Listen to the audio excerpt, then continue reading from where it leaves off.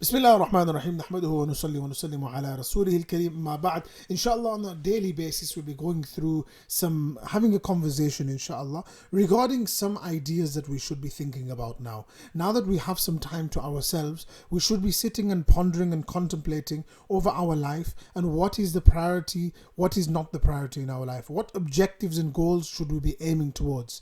And so it will be more of a conversation, and through a book of Ibn Hazm. Ibn Hazm has a famous book, Al-Akhlaq was-Siyar fi Mudawat al-Nufus, which is to do with the character and the building of the inner self, etc. And so we'll be using this to kind of guide our discussions, inshallah. So the first discussion he starts with is every single person in this world is deriving some sort of pleasure.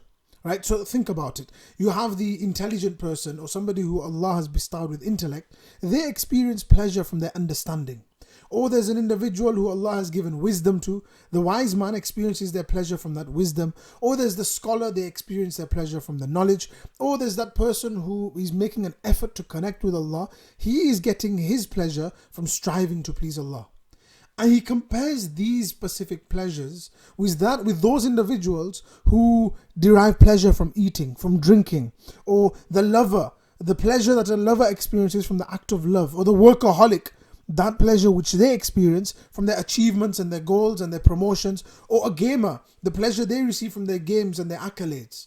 Right? So Ibn Hazm makes a very specific distinction. He says the pleasure of the scholar and the wise man and that individual who's pleasing Allah is much, much, much better than that pleasure which is experienced from those things which are about eating and drinking and the act of love and all of these things. Ibn Hazm makes this very clear, and he says that I can prove this. He says, let me prove this. He says the wise man or the intelligent man or the scholar or the practicing Muslim, they are all capable of enjoying all of the other pleasures. They are capable of enjoying the pleasure of food, the pleasure of drink, indulging. They are able to enjoy them and indulge in them as much as anybody else. But despite having experienced those, they choose and opt for this pleasure, the pleasure of connecting to Allah. They've deliberately avoided these pleasures, and not only avoided them, they've turned away from them, and they prefer to pursue virtuous qualities instead. And then he makes a point. He says only that individual can make a judgment between which one is better. Only that individual can make that judgment, the one who has experienced both. You can't be sat on this side saying, no, the food and the drink and the pleasures of this world are much better than the pleasures of worship, if you've never experienced the pleasures of worship. Ibn Hazm says that these individuals on this side, the companions of the Prophet ﷺ, had experienced the pleasure of alcohol and this and that. They'd experienced all of these pleasures, but they chose, after experiencing the pleasure of Iman and after experiencing the pleasure of knowledge and the connection with Allah, they chose this one. They chose the pleasure of Allah subhanahu wa ta'ala. And sometimes from an external perspective, somebody watching, they'll be thinking, but how is that pleasure? This person has to wake up for Fajr Salah, he has to make wudu in the cold, it's absolutely freezing cold, and then he has to go and walk to the masjid, not now obviously, but in the times when a person was able to walk to the masjid, he would go to the masjid and he would perform his Salah. What pleasure is that? The perfect example to understand this is, imagine that individual who is sat eating a kebab. And this kebab is extremely spicy. It's really, really spicy. And he's there eating it and he's sweating and he's got tears rolling down his cheeks. Somebody watching will be like, what's wrong with this guy? What's wrong with this person? Tell him to have some mercy on himself. So you'll go and say to this person, bro, what are you doing, man? Stop eating this kebab. What are you doing to yourself? He'll say, you leave me alone, man. You don't know what pleasure I'm experiencing right now. Although it looks like I'm in pain, but I'm experiencing immense pleasure. In exactly the same way, a person who's worshipping Allah, it looks externally as though this person is in torment, is going struggling and difficulty, and what kind of a life is this? But in reality, the pleasure this person is experiencing, nobody else understands.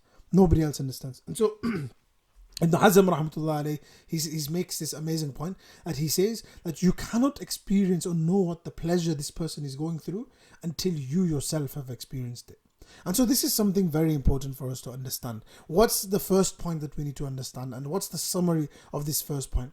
The first point is this, that every single person in this world is experiencing some form of pleasure.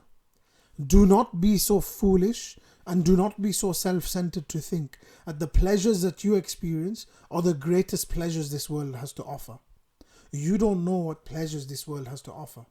And he's pushing it a step further and he says, Allah created you, Allah knows you better than you do. Allah has put a pleasure in worship that you cannot experience in anything else. Don't fool yourself and live your entire life thinking this is what pleasure is when there was something much more pleasurable which you just didn't experience. And so Ibn Hazm rahmatullah alayhi is saying that let us seek this pleasure. Seek the pleasure of Allah subhanahu wa ta'ala. Let us seek the pleasure that comes with this religion, and inshallah, we'll experience something which we have never experienced before. This concept of halawatul iman, sweetness of iman, which the scholars discuss, it's not something abstract.